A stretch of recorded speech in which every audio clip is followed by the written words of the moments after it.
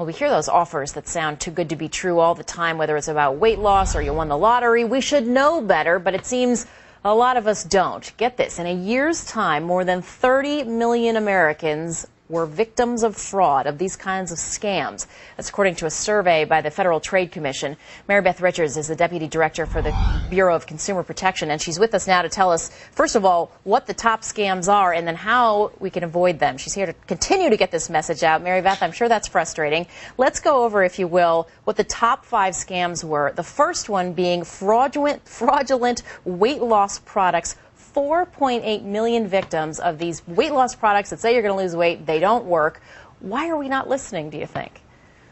Well, I think everyone wants the quick fix, and it's not going to work. So they'll say, take a pill or put on a patch or use some cream and you'll get some substantial weight loss, and it's just not true. Really, the only thing that's going to get lighter is your wallet. So exercise and take in less calories. That's the tried and true way. Yeah, don't we? Okay, let's go through these top 5. First of all, these weight loss products. Foreign lottery scams, which you often see kind of come through on email often these days or in the mail. Prize promotions. Those are the lotteries where they say, you know, give us your bank information, basically, your prize promotions where they'll say you get a prize if you give us some bank information, yes. Yeah, and then this surprised me because I have to admit that some of these work-at-home programs, they do sound kind of tempting, but 2.5 million victims, and it sounds like most of them are phony. You really don't make the money from them? Well, there are an awful lot where they make promises that they don't come through with.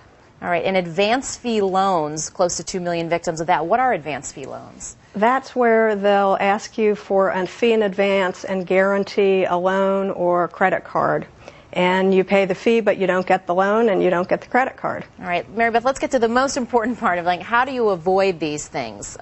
Your tips, the first one you say, know who you're dealing with. But how do you know? With people, they could put maybe an address or a town on the, you know, the return address, but do you really know that it's valid and legitimate? Well, I think you need to make sure that the company's going to give you a name, an address, a phone number. Call them by the number, make sure. And also try to find out whether it's a legitimate company and not somebody that's just there to take your money. And the best way to do that would be, say, through the Better Business Bureau, something like that? Better Business Bureau, look them up, and just make sure. Back to what you said at the beginning, if it's too good to be true, it's probably they're out to get your money. Yeah, and take your time is the next recommendation. What do you mean? Don't feel pressured to do something. Someone will call you and say, you have to act now, it's not going to be available tomorrow. Think about it. Don't be pressured to do something right away. Read the small print, which even if you try to do it sometimes, it's really hard to understand. Well, ask for information in writing and read everything that they give you before you sign anything. And the last one is free means free?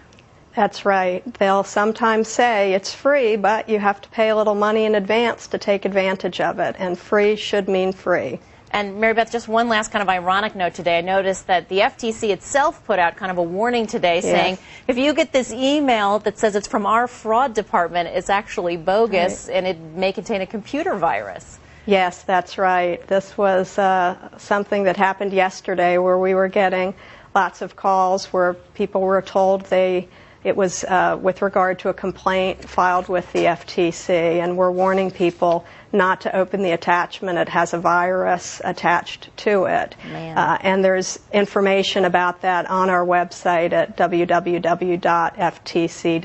All right, Mary Beth Richards is from the Bureau of Consumer Protection. Mary Beth, thank you. Thank you.